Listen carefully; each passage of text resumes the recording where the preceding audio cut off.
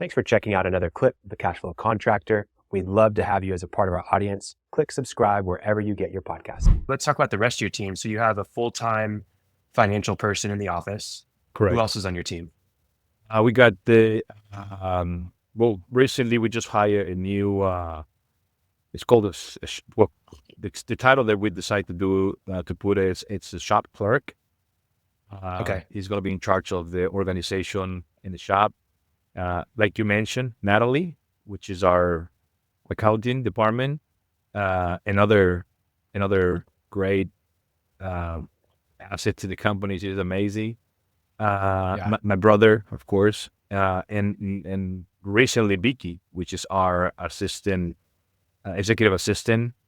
He kind of says it assistant, but it kind of mutates to project manager. I mean, right now she's doing an amazing job. And then we have a crew of 4 installers and then 6 guys now in the shop. So the operation grows, man.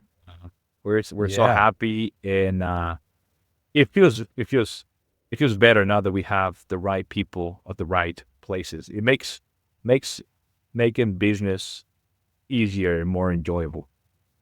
Yeah. Well, I actually want to rewind a little bit. So let's talk like 4 months ago, I guess. Like I think we first really sat down and talked at a coffee shop in September.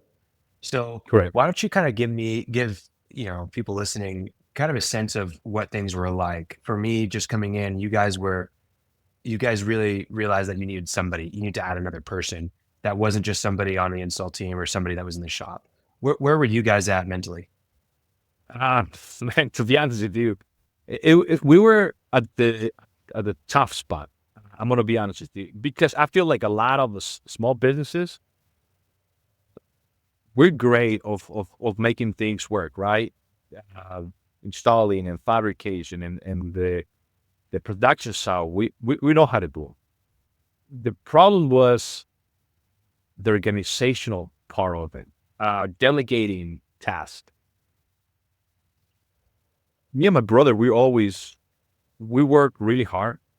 I mean, like all entrepreneurs, man, right? I mean, 10, 12, 15 hours. I mean, I didn't even forget about how many hours we work a day. But I told my brother, I was like, man, before I talked to you, me and my brother, we were going through the same thought process. I was like, man, how do I delegate this role because I feel like I was in the middle of the communication, because my phone number is a primarily phone for the last 50 years.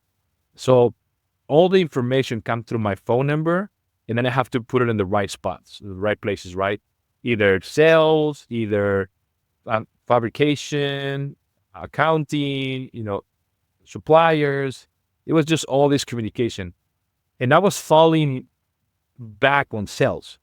So I was doing a lot of the admin work, and then I was falling on the sales side. I wasn't putting enough time, enough hours into developing like a sales process or hiring a salesperson and all that. So I was like, I sat down one night with my brother. I was like, what is preventing me from going out every day and add value to my company?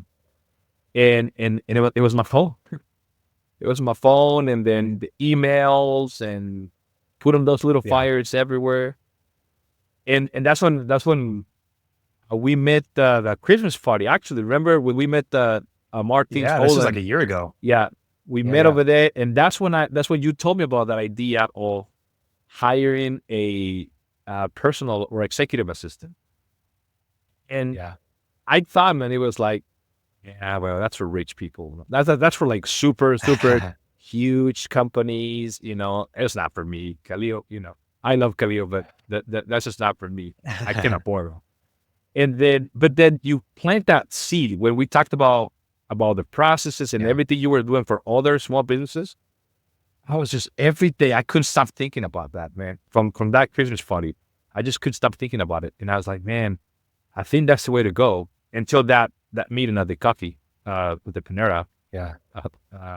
That's when it really settled in. That's when I really started thinking, man, you told me one time, businesses get success or they take the business to the next level because they hire an assistant or they hire an assistant because they're already too busy. And I think you hire an assistant first. I think that was, and then you take it to the next level because it helps you to lay the foundation.